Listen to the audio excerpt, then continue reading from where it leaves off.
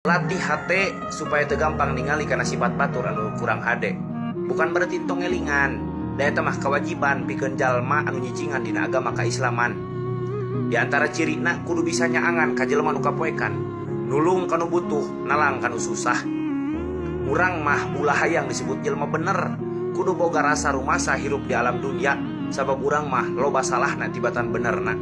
Pan loba zaman ayeuna jelema anu ngaku bener hirupna tapi pagaweanana nyalahkeun hirup baturna.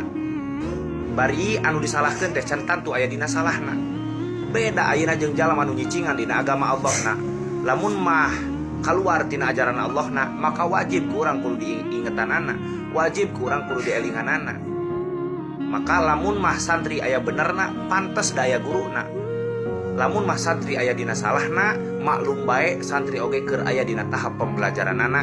Putih belum tentu bersih, hitam belum tentu kotor. Kertas bodas aya titik hideung hiji ulah ditingali titikna, da masih keneh aya warna bodas anu sejena.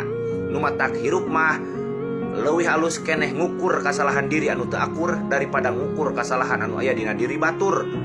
Ulah era ku kamiskinan, kudu era ku sabab teu bisa maca hate sorangan.